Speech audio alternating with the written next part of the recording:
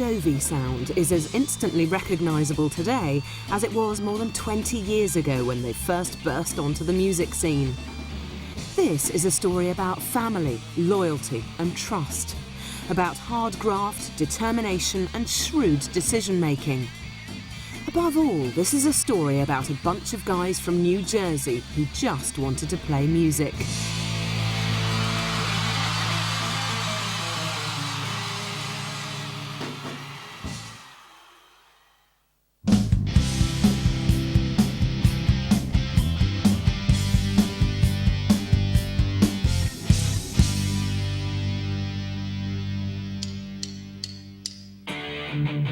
To fully understand this band, we first need to understand its creator and driving force.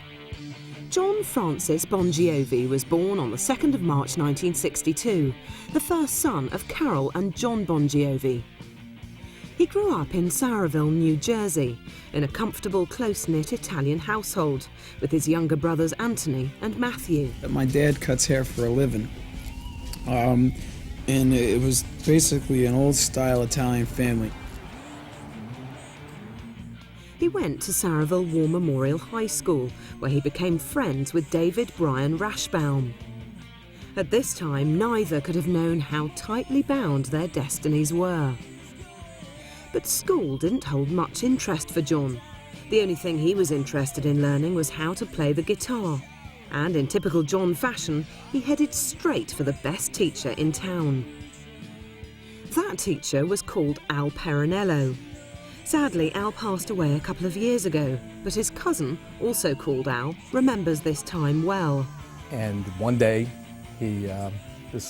as Al told me, this phone rang and this kid by the name of John called him and said that he had heard he's the best guitar teacher in town, and this kid wanted to be a star. And the first meeting came along, and my cousin actually thought he saw something. He actually thought he saw, a potential in this young kid. And he liked him. He liked him a great deal. So he sort of took him under his wing. The way Al referred it to me is that he sort of knew that this kid, he called him a little runt, by the way. He said, this little runt wouldn't leave me alone. But he just had a tremendous amount of talent that was very visible to him right from the very inception. So, from this early age, was it obvious what John would become? So many times I hear the same story over and over again. They knew. They absolutely 100% knew that, since they can remember, that it was going to happen. It was just a matter of, going through the process and convincing other people that this emerging star would ultimately come out. So, even as a teenager, it was clear that John would be a star. He knew this as much as everyone around him. But John was a Jersey boy, so this couldn't go to his head. The people surrounding him just wouldn't let it. I think New Jersey, there's a bond that people have. There's a unity, there's a loyalty, there's an understanding that family comes first and your friends come first. You don't sell out, it's no bullshit. You're not impressed by yourself or anything you've done. And even the Jersey music scene back then, if your amp broke, somebody would lend you one. If your guitar got stolen, somebody'd give you one. It was very one for all for one. It wasn't competition. It was whoever wins next is going to help everybody else. So everybody was very, very supportive. It wasn't a competitive community at all. The way to look at it really is that we're all rock and roll bands, and so, we're basically supposed to be on the same side, It shouldn't be a competitive thing, I know that with our support acts, we make sure that we give them as much as we possibly can. This state was also the birthplace of other music greats, including Bruce Springsteen and, of course, the legendary Frank Sinatra. Bruce made it okay to be from Jersey. John made it cool to be from Jersey. The grounding influence of New Jersey still keeps John sane. Today, he and his family live in Red Bank, just a short distance from where he grew up.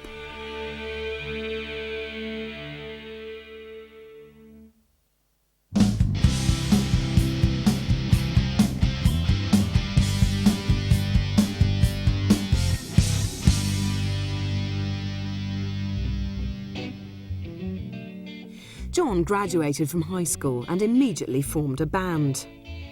One of his bandmates was his old friend, David Brian Rashbaum. John Bon Jovi had a band called the Atlantic City Expressway when he was younger. And it was kind of like Bruce Springsteen type of music. They were pretty good though. Atlantic City Expressway only played cover songs. While it gave John the experience he was craving in live shows and an opportunity to sing and perform, what he really wanted was to play his own music. Because he was already immersed in the local music scene through his cover band, he soon found himself as lead vocalist in a rock band playing original music. I had a band called The Rest. It was managed by a guy named Jim Giantonio, who ran a club called the Fast Lane in Asbury. He also began managing John when John was in a band called Atlantic City Expressway. And he said, you gotta come down and see him, you gotta come down and see him, you gotta come down and see him. And when I went down to see him, I went, whoa, because it was just amazing. We started hanging out together, and John wanted to do demos, original songs. He asked me if I'd help him do the demos. We started writing songs together. And the idea at that point was my band was going to record in the studio with him for his demos. And then as my band was practicing the songs, John came to one of our shows, came on stage and played with us, and it just worked. And from that point on, he said, all right, you're the singer. So John had taken the first steps down the road to being a rock star. But life was far from glamorous. Very fun times and very difficult times too.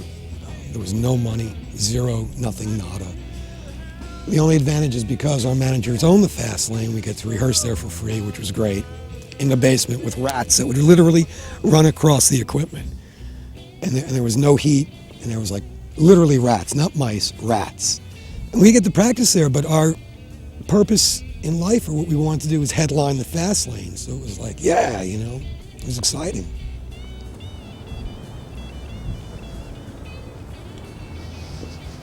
The famous Fast Lane. Somebody gave him a gift of the hand stamp with the Fast Lane on it and a ticket. I'd like that. It's the Asbury Lanes. John talks about how when they used to play here and they didn't have much money, they would go over there and get some grilled cheese sandwiches for like $1, and that would be dinner. In the late 70s and early 80s, Asbury Park was the epicentre of all that was cutting edge in rock music. Today, Asbury Park looks like a war zone. It's deserted and dilapidated. But amazingly, the music venues still rock. Bon Jovi even kicked off their Crush tour at the Convention Hall here. The Fast Lane was one of the preeminent venues in Asbury Park, with a stage that every aspiring rock star wanted to conquer. To have any involvement with the Fast Lane was enough to make a wannabe feel he was on his way, but there was still a long way to go. Then we started to play outside of town a lot. New York, horrendous, that was horrible. One show we played in upstate New York, took us hours to get there. We were really excited because it was a huge club, but it was an upstairs club and a downstairs club. And at that time, disco was kind of popular. So when we got to play, nobody from upstairs came downstairs at all. So what was worse is you can hear thousands of people above you, and there was nobody downstairs. But that summer in 1980 was really magical. There was great artists all over. Southside Johnny was extraordinarily helpful to us. All of Springsteen's band was helpful to us. And we were purportedly the next big thing because it went Springsteen, Southside Johnny, then it was supposed to be us. But we couldn't get a deal. I remember once we gave a demo to a label which shall be nameless to a vice president who shall be nameless. And she jumped up and down, said, it's the greatest thing I've ever heard in my life, and like lost her mind. That was on a Friday. And we came back from New York, and that whole weekend we were just celebrating. And on that Monday, John and I called her and she said, well, we decided to pass. We couldn't get signed. Came close a million times, just couldn't get signed, couldn't get a deal. It was 1980 and the rest disbanded. John did what any young, ambitious musician would do. He headed for New York City, where the music opportunities seemed limitless. John was on a mission. Somehow he was going to make this happen.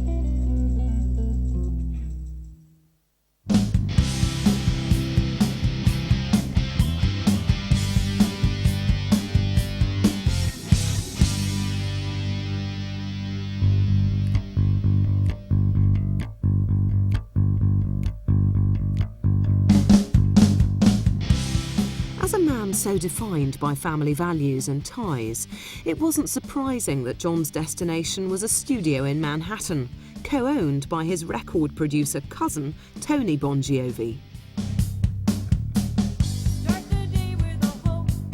The studio was a state-of-the-art facility called Power Station. Once again, John found himself with access to the best in town. It was going to be one of a kind in Manhattan, and I think anywhere else, you know. I think John came around, I would say maybe 1980. I saw him. Maybe at that time he was 18 or 19 years old. And he was working in the studio as a PA. And, but I think you could tell he just wanted, he was into music, you know, he wanted to have his own band and he wanted to be a rock star. He really did, you could tell. Cousin Tony worked with John to develop what would later become the famous Bon Jovi sound. Yes, he was working with his cousin Tony at NAG. You know, they were doing, like, you know, figuring out what kind of music he could do, you know, what he was singing, and I guess what was best for him, you know. Doing demos, just to get started. There was a radio station at that time called WAPP, which was a very powerful New York radio station, rock station. And it was an unsigned band contest to enter songs into. And John entered Runaway. It's got a cool little keyboard riff. It's like, this sounds good. I remember his first song was Runaway. And it came out on an album, the WAPP album. It was a radio album with local bands, and his song Runaway was on there. And that became a really, really big hit off of that album. So that's the only thing you heard in the summertime. Then the time came for John to put another band together. He might have been based in New York, but of course the band members all came from New Jersey. Well, I basically put the band together about a year and a half ago. Right. And it was around a song which is the single of our first album called Runaway. And what had happened was every record company, it seemed in America, turned down this song. And a local radio station here in New York picked it up, and it started to spread nationwide, and I had what was slowly becoming a hit without a band. John really got the creme de la creme of the New Jersey musicians to come play. Tico was always like a legend, because he played in this great band, Frankie and the Knockouts, and Alec played in a band called Phantom's Opera, and Dave was in Atlantic City Expressway prior, so they knew each other from high school. And then we started playing out, and stumbled upon Richie Sambora, our lead guitar player, who I later hired, and that was really the band. It came together in just a few short weeks. Anybody who witnessed John early on just knew he was a brilliant talent, so that's why people wanted to play with him, but he definitely got the best players there were in Jersey. I think John went through minimum 5 years of constant record companies saying no. And then they said, okay, you know, this is valid, and that's how the whole process began for him. That led to the record deal ultimately. He became John Bon Jovi and lent his new last name to the band. Finally, Bon Jovi was signed to Mercury Polygram. Rather like his mentor, Bruce Springsteen, it was only John who was signed to the label, the other members of the band all being hired guns.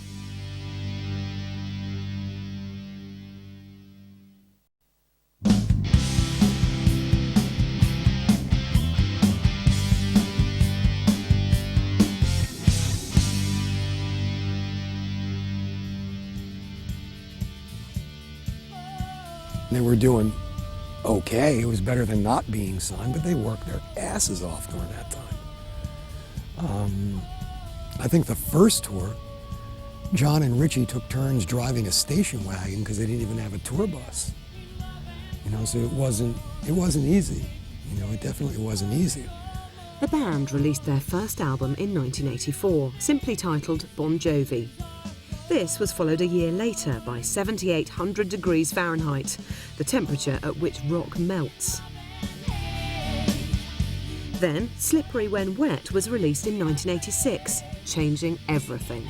It was either 4th or 5th grade, I think, and it was Slippery When Wet album came out and everybody was talking about it. I know mostly the girls were talking about it at first. I remember this one girl I used to have a crush on in 4th grade, wanted the Slippery When Wet album, so that's how I remember it.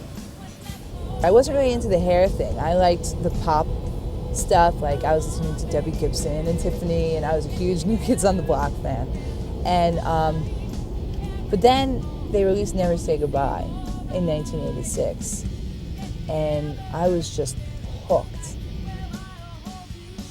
I do remember after they recorded Slippery, John had phoned me up and said, you know, I want you to hear the record, come on over. And I was just shocked by it and said, whoa. And I do know that, if I remember that day correctly, their hopes were it was going to maybe go gold, maybe. That's what they were praying for, was that number.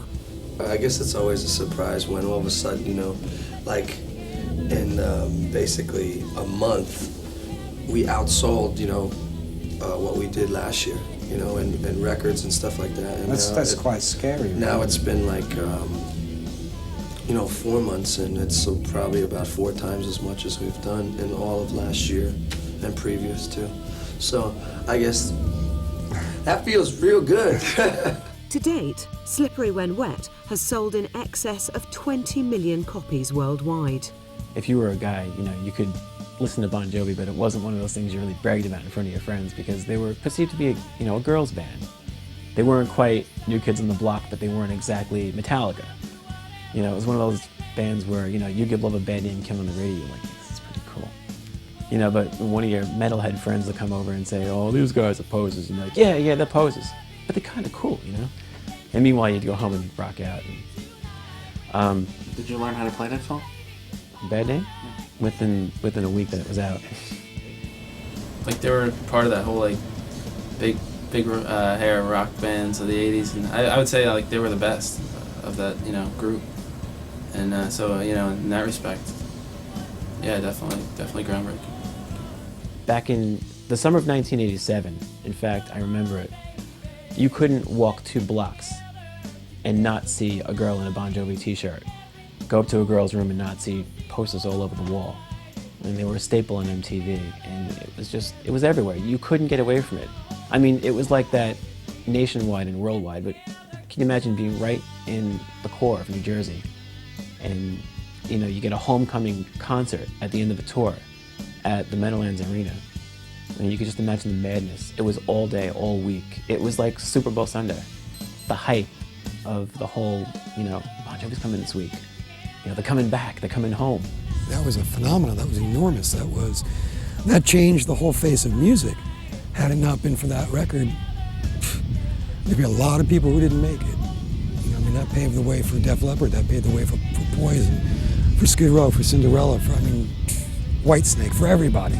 So that was an unbelievably important record in the annals of rock and roll history.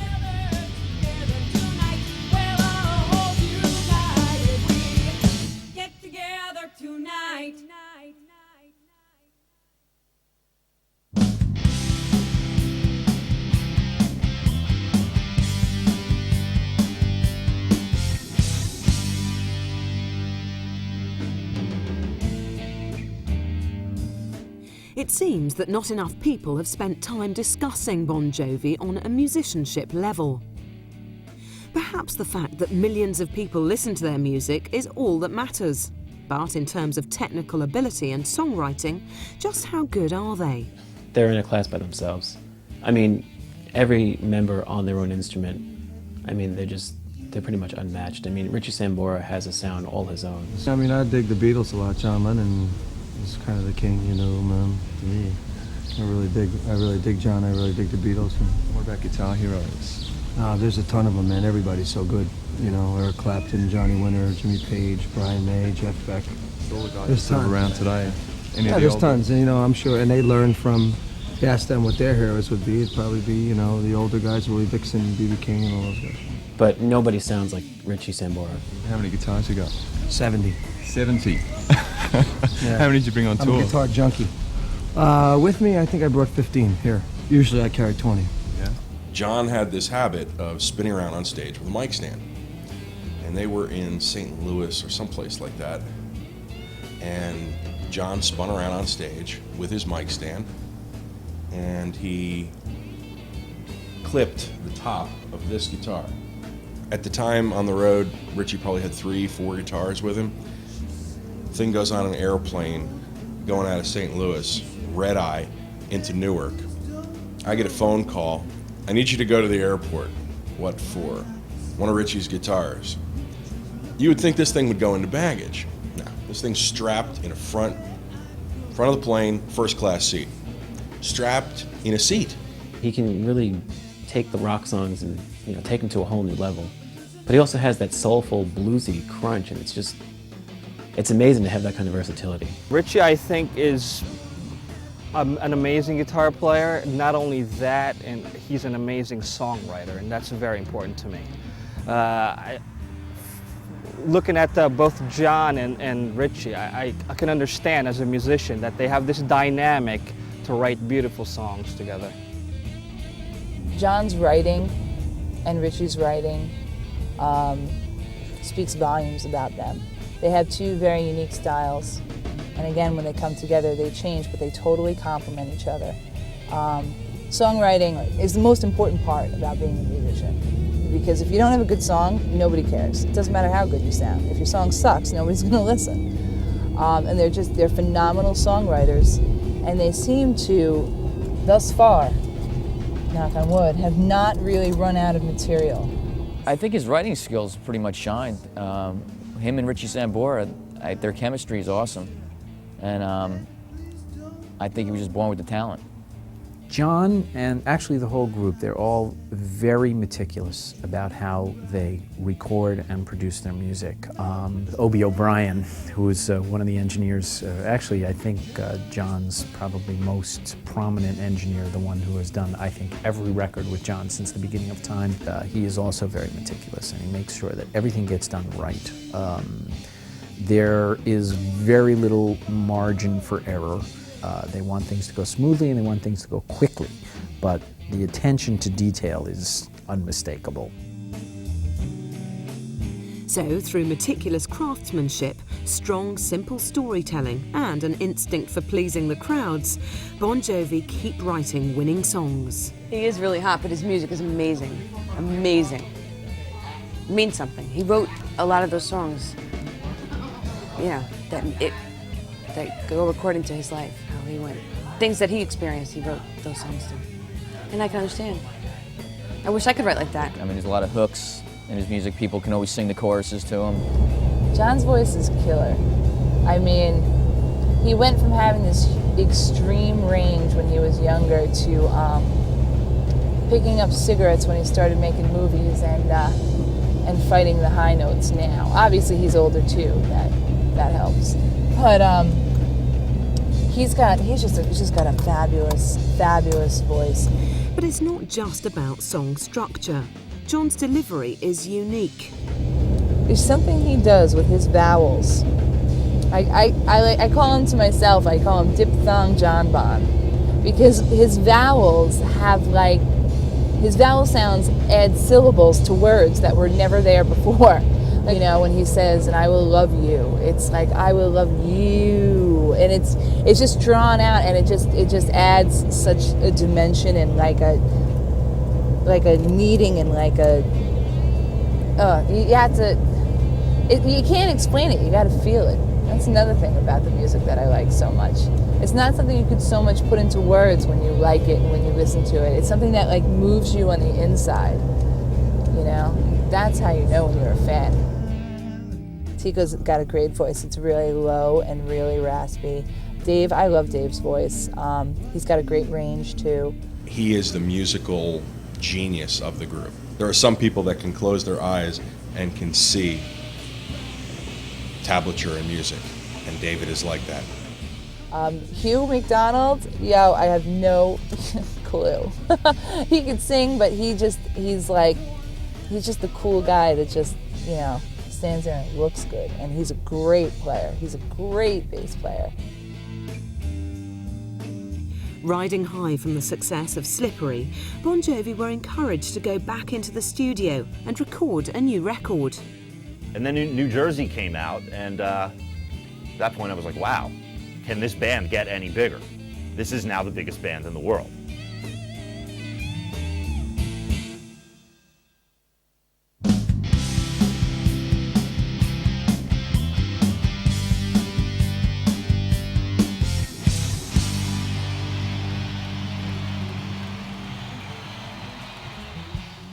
Other than the time spent recording New Jersey, Bon Jovi spent the rest of the decade on the road, sealing their position as rock legends. Up on stage, regardless of size or stature, Bon Jovi are at home and at their very best. I've seen Bon Jovi at the Meadowlands on an arena stage. I've seen them at the stadium in front of 80,000 people. We've seen them in clubs when they were playing Club Benet in South Amboy. Every level of a venue we've seen them at, it's amazing. You want to go home and you just want to practice more. Or you want to sell your instruments because you're so depressed, like, I can't believe they're that good. It's a great live band. They're just a great, they love being on stage and you could see it. John is just an unbelievable showman. I saw a lot of Bon Jovi shows in my time, and I never saw anything less than a great show. Even when they thought it was off, it was still a great show. I think a big part of being a musician is being able to get the crowd into it, and all those songs are just crowd-based songs. Like, everybody, when you hear it, you love it. Even when the cover bands play it now, the way the songs are written is just, it's kind of hard to explain, but it's in a way where people sing along or you just get into it. But it captures the audience, and that's a big part of being a musician. I think they're definitely one of the best bands at doing that. We've always been a touring act. With our first album, we toured 9 months. With the next one, we toured 9 or 10 months. This year, it'll be over a year. You know, it'll be 15 months probably. That's great, you know, I think as far as we're concerned, because that's our live show is the main importance because of the contact with the audience. You know, rock and roll is like a contact sport. So that's what we like to do. So we'll be around one of these days. We're going to be around wherever you guys are. We're going to be there. In April 2003, as part of the Bounce Tour, Bon Jovi played in Atlantic City and predictably generated complete euphoria. I do know when he played here a couple months ago, a couple weeks ago, I think it was very recent. People, I mean, they paid like paychecks to get into the show. I mean, it's, you know, people paying like $600-700 for a ticket to go see him play live. Bon Jovi, not only being a New Jersey boy, but being a Jersey Shore boy, it was very big, and the buzz in town was just tremendous. As with all their gigs, the Atlantic City show was professional and slick, leaving just the right amount of room for ad-libbing and spontaneity. Bon Jovi gets this balance right. Their crowd believes in them.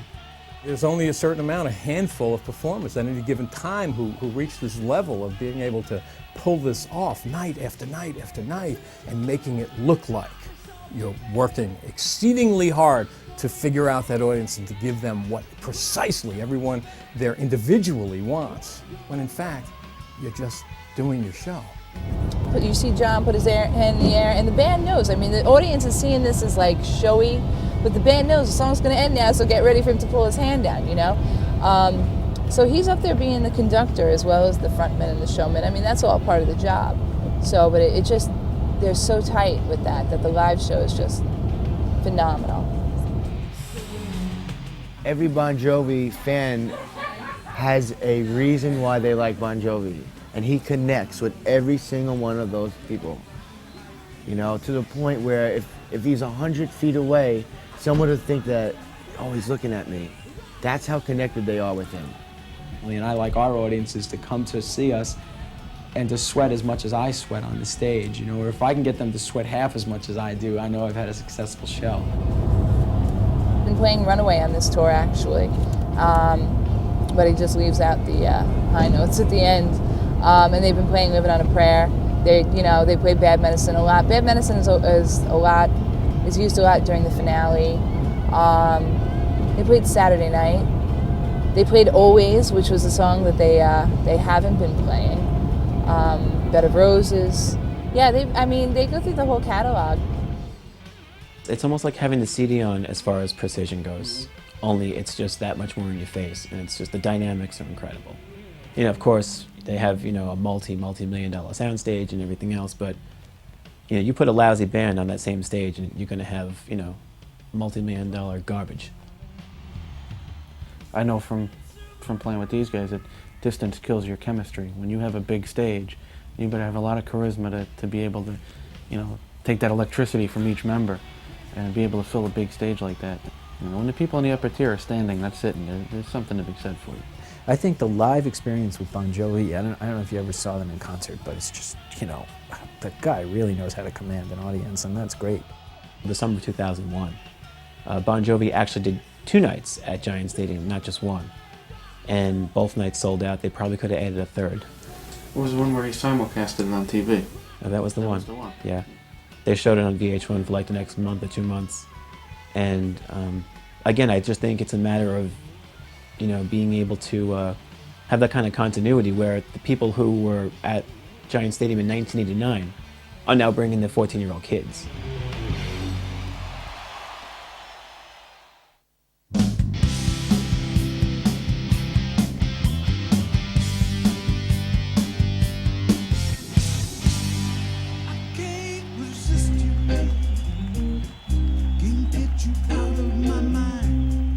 Despite stepping out of the limelight after the epic 256 performances of the New Jersey tour, the massive Bon Jovi fan base endured. In fact, fans from the early 80s are still as loyal today, not to mention the new generation of fans they have nurtured. Fans were young, they were old like me, you know, some Bon Jovi fans from way back when, from his early days. So it was a great mix of crowds, you know, people bringing their kids. And that's a sign they'll be popular for a while too. If younger people are liking them now, it's probably going to be like that forever. Just like the Beatles. My parents always listened to the Beatles. Now we still listen to them. Same with the Doors and Led Zeppelin. It's like it passes on from generation to generation. And I think Bon Jovi is one of the bands that could do that.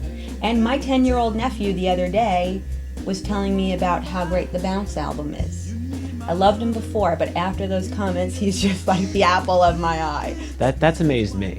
The fact that my friends, who are a couple of years older than me, have teenagers as kids, and you know they're running around with the latest copy of Bounce and trying to steal Bon Jovi music off the internet. And it's like, wow, you know, it's been almost 20 years.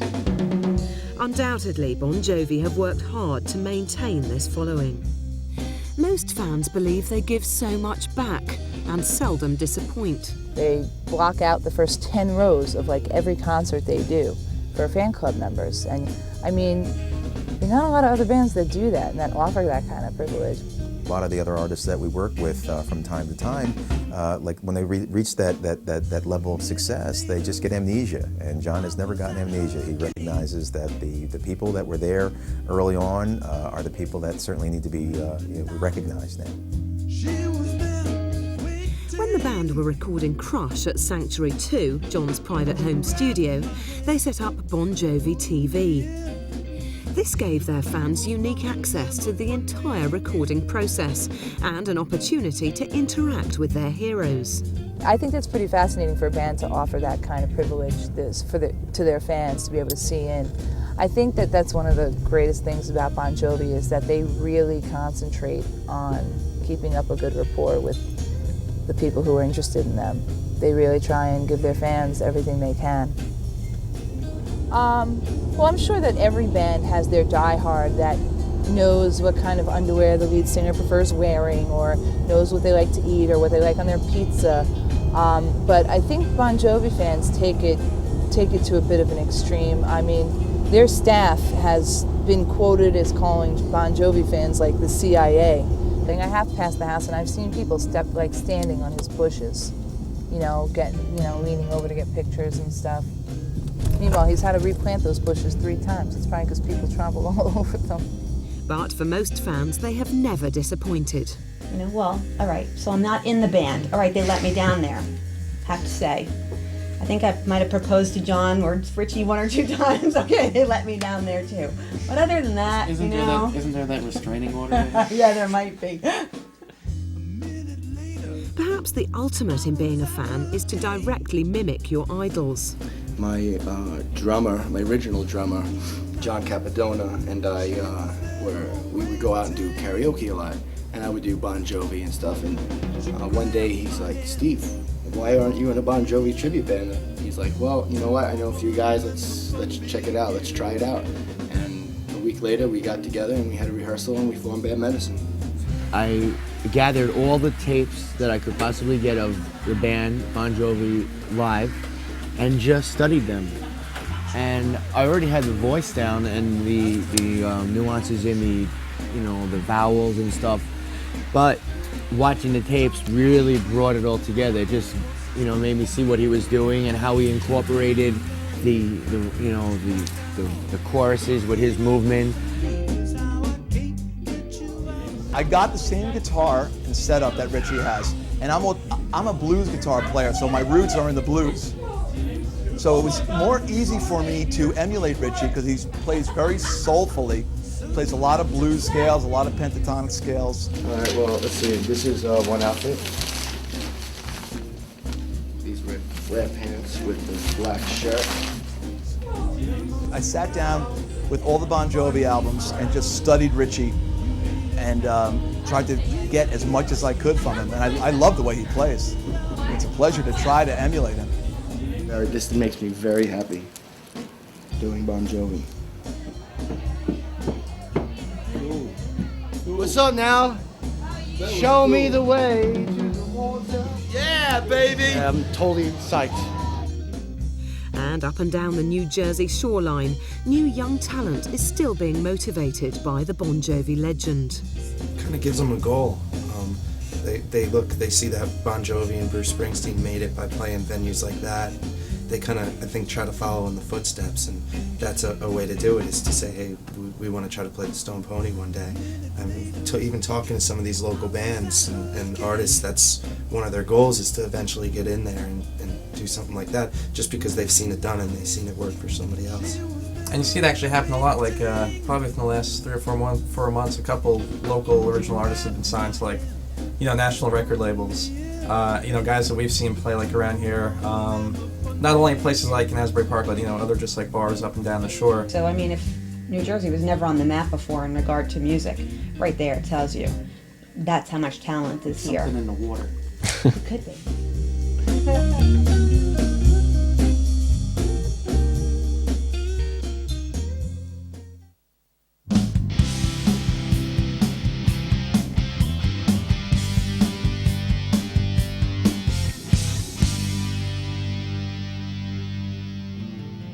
Bon Jovi toured non-stop until the end of the 80s.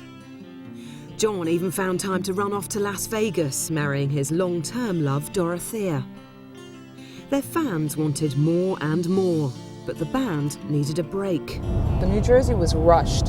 It was a rush job, and it was an even bigger album than Slippery When Wet was. It produced many more hits, sold more albums. The tour was lasted forever. These guys totally burnt themselves out on New Jersey. The fact that there was a Bon Jovi after New Jersey is practically a miracle. I mean, if the guys hadn't actually put their foot down, the New Jersey tour would still be going on 15 years later. They all returned to their native New Jersey. Although they were now playing with Harleys and Porsches, not much else had changed. Go out around town and run into one of them. You know, you don't hear stuff about U2 like that, or Madonna, or, you know, some of the bigger named bands. They're from fucking Jersey. I mean, there's not a lot of assholes that come out of New Jersey, believe me. I had run into John a few months back. I was going into a bookstore and he was coming out with his wife, and I hadn't seen him for a couple months. And he was getting in his car, and I pulled up and said, "Why don't you get a fucking job?" And he turned around, and I was like, and we talked, you know, hung out a little bit. And when I went into the bookstore, you know, everybody was just like, I'm like, what? And they're like, John Bon Jovi was just in here. I'm like, all right, whatever, relax. But it was just John going to a fucking bookstore. Actually, a couple of days ago, though, we were eating lunch at Red Bank, a restaurant, and he had walked by with his wife, so I guess they were shopping or something like that. But a lot of people know who he is, and they don't want to bother him too much because he's kind of a local guy. He's from Sayreville, and he never left his roots. He never went to California or some other state, and didn't pretend to live in New Jersey. He's never said, he's never put New Jersey down. So I think that's a big thing with him. I think that's why a lot of people do like him. John, as rock star, is only one of his personas. He is a much-loving husband and father to his 3 children, as well as being a dedicated Giants football fan. Oh, the Giants. The Giants named a play after them. The Giants named a play this year, Blue 21 Downs. Despite massive success, John has never had any need or inclination to break from his roots, unlike many other bands.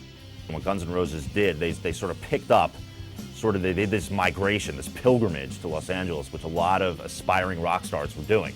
So they really physically uprooted themselves from any family and roots that they had. John stayed in New Jersey, and his bandmates were from New Jersey. So I think he was a little more centered. I've seen him also in a pool club in Colts Neck, New Jersey with his kids. And like just a normal dad, I was there a couple of times where he came in with, I think he's got a Dodge Viper, and he pulled in, and he's got, I think, 2 of his kids. He took them to the pool, just like a normal person. Bon Jovi might have been taking a break, but John never took his foot off the accelerator. In 1990, he recorded and released his first solo album, Blaze of Glory, and also took his first steps into the world of acting, playing a small role in the film Young Guns 2. He also set many more goals and challenges for himself.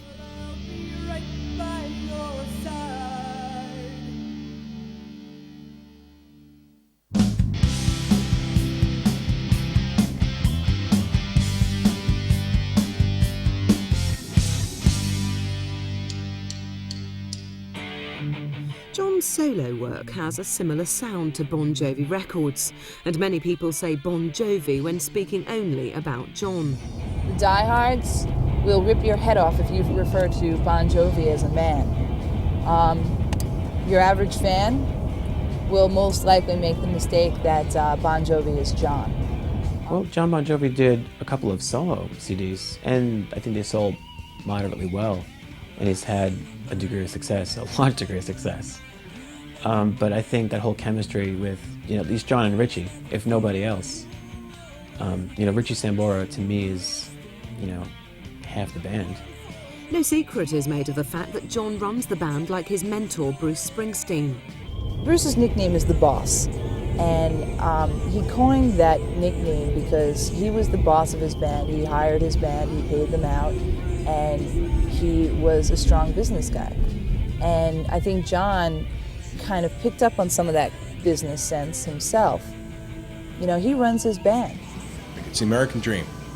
John made it happen. It's a group effort, but John made it happen. John understands grassroots promotion. He understands it, and he lives it daily. He's really key in making a lot of his management decisions. A lot of that goes back to when him and Doc parted ways and Bon Jovi management was formed. In the early 90s, there were some dramatic changes behind the scenes. John decided to fire the band's manager, Doc McGee, and set up Bon Jovi management. In 1994, he fired bass guitarist Alec John Such.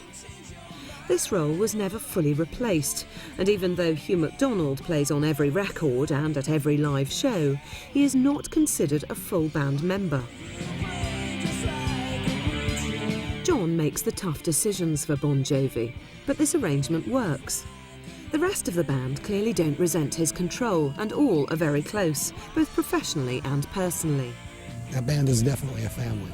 You can see, how well they get along, and mutual respect and mutual love that they have for each other.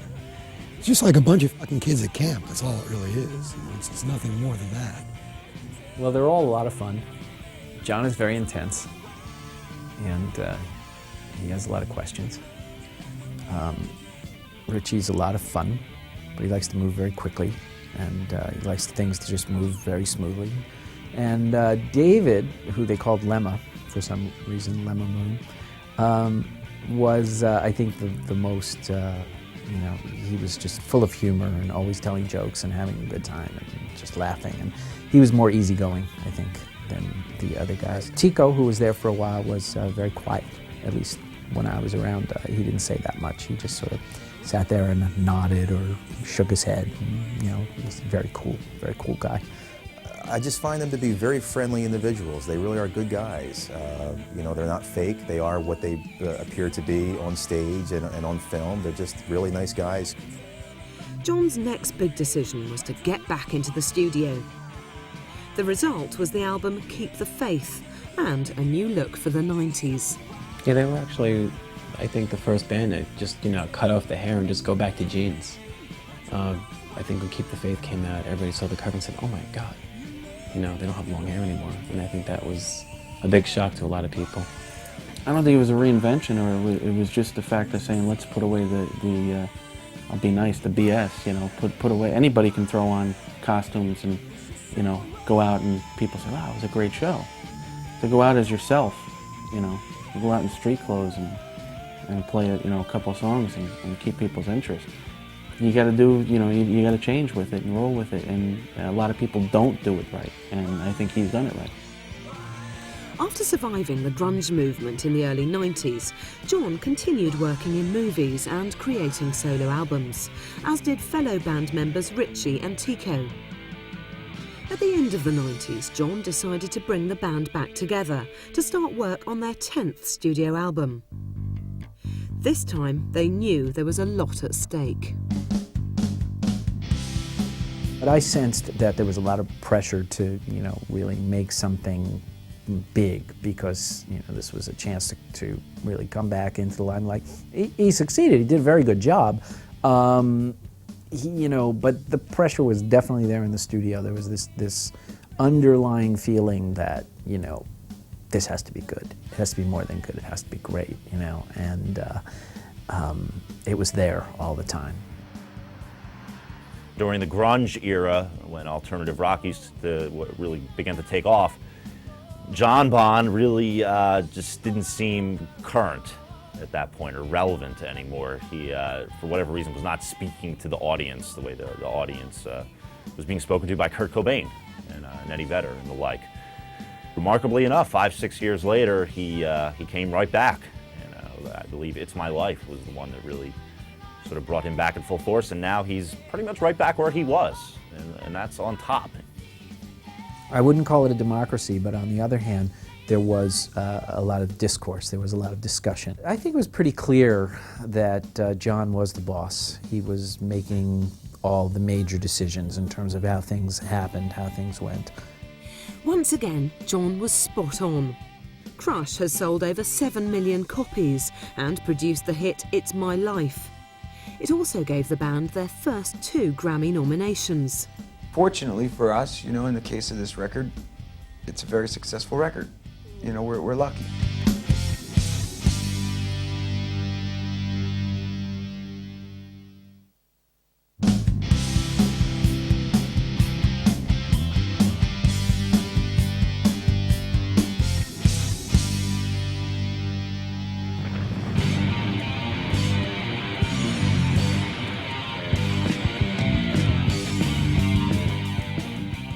Another of John's character traits is his willingness to speak out on issues that he cares about, and an unfaltering commitment to giving back to his community.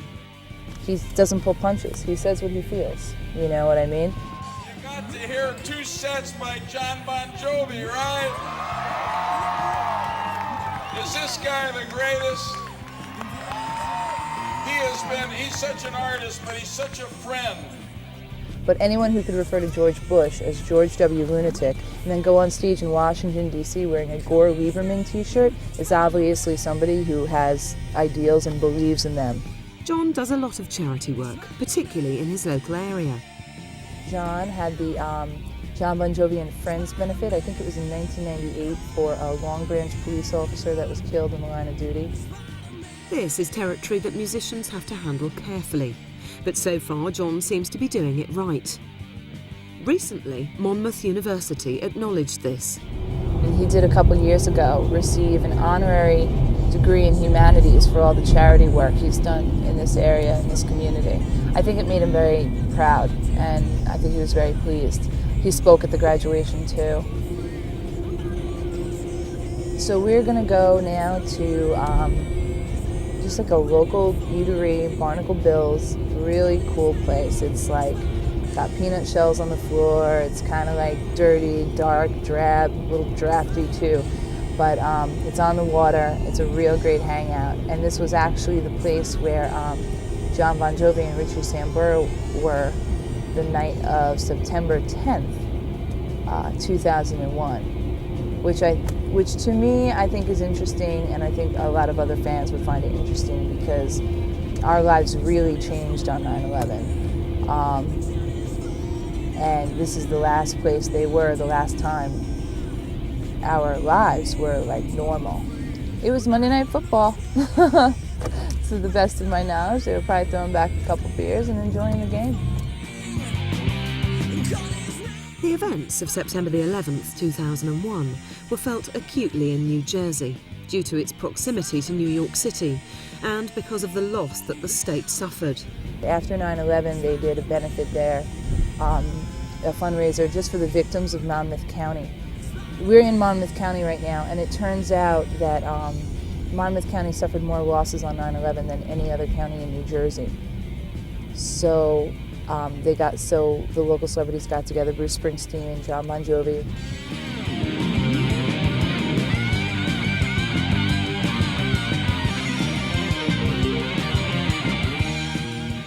They were the first band to, to sign up for that Madison Square Garden concert at the end of September 2001. Bon Jovi's reaction to the tragic events was heartfelt and greatly appreciated. We're from the community, we were all from Jersey, and I still live in Jersey, and the proximity to the city, is so close for me where I live that we watched the towers burning, we lost friends in it. And like I said, I'm very proud to be here, and I just want everyone to know that we are only wanting to pay our respects to the families and to their loved ones. It's been very tough living in this area the last 2 years. They're writing great music, and they're writing very poignant music, and they're really uplifting the souls of everyone around, and especially the people in this area, because it's been extremely bad at times. So, it's good to have that rejuvenation of the spirit and the great music to sing along to, and something that makes you want to get up and dance and sing along and have a good time, because it hasn't really been that easy. The band's 11th and most recent studio album was penned as a reaction to the events of September the 11th. What I wanted with this album was not to be too literal in the title and say, this is what it is. I like the idea that in its most simple terms, bounce is bouncing a ball or bouncing a baby on your knee, but now in light of what happened 9/11, for instance, it's the resiliency of the country, or somebody could look at it and say it's the resiliency of the band.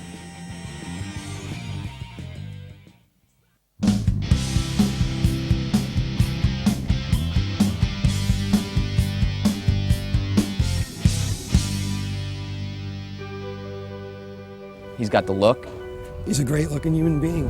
If he was a chick, he'd be so hot. Matt told me he thought Bon Jovi was dreamy. He used the word dreamy. Boyish, youthful appearance. The guy just looks good. He's an attractive man. And here's this all-American looking guy fronting the band with that smile. And John's a good-looking human being. So what is it that this man has that's made him so irresistible to so many for so long? Surely someone can't achieve this much on looks alone. He's got it all. I mean, there are just some earthlings who have inherited everything you need to be a rock star. This guy looks the part, he sounds the part, he's got his voice, even when he's speaking, is the right voice. There's something about his skin and his smile and his hair. It's not just good looks, it's just the way he carries himself, the entire presentation. He's, I guess, a lot of people would consider him a small guy, but I always heard he was a small guy, and then I saw him and he was a lot bigger than I thought he would be. The guy can't help it, he's good looking. You know, I mean, John was never the typical guy with an attitude concerning that. He's a very, very humble, sweet, shy guy. You know, and I used to hate him for it because we used to play together. It'd be like, the girls would be like, but you know, the guy can't help it. He looks the way he looks. So he's kind of got a small frame. He's tight.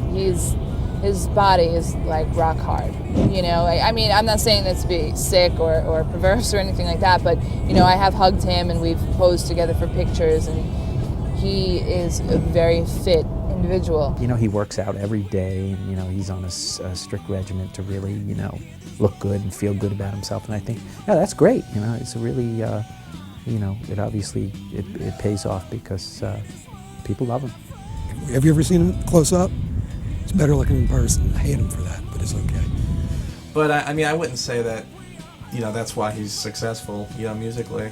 I mean, I don't think he can get out there and perform, you know, on a stage in front of 50,000 people and keep them entertained just because, you know, you're good looking. There's no doubt in my mind that many a squealing pubescent girl has fallen in love with the man. Even if his looks fade, he'd still be selling. John enters a room and all eyes turn. And it's not because he's rock star John Bon Jovi, it's because he carries himself in a way that commands attention.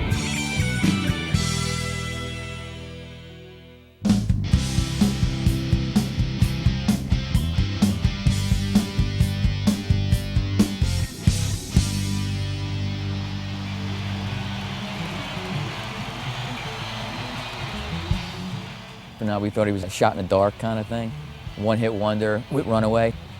I didn't think he'd be doing it today. So the question remains, how have they done it so big for so long?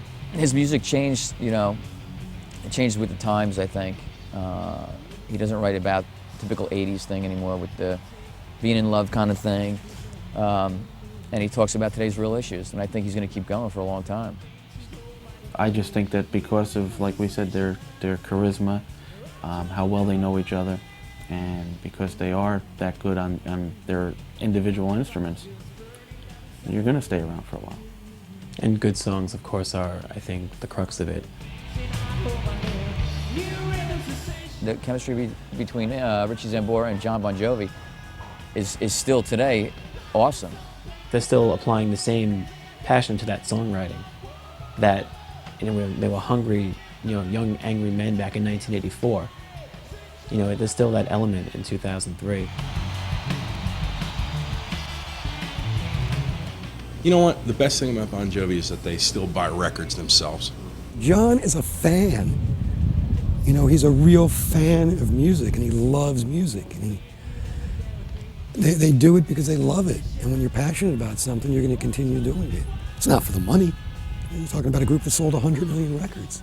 The thing that really sets John apart is that he'll do a show in a market that is dramatically smaller than the top 50 markets, and he'll go out there and he'll recognize that he wants to thank the fans and thank the radio stations that supported him across the nation. If you turn on the radio right now and you hear a Bon Jovi song that was just released, you know, it's going to sound a lot different from a Bon Jovi song from 1983, but it's still identifiable as Bon Jovi. So what's next? I guess the grand point is the band's beyond the point of ever breaking up. So if we decide to do a solo record next, great. You want to do a band record, great. You want to do greatest hits or a box set because it's the 20-year anniversary, great. But it's just going to go however we feel productive.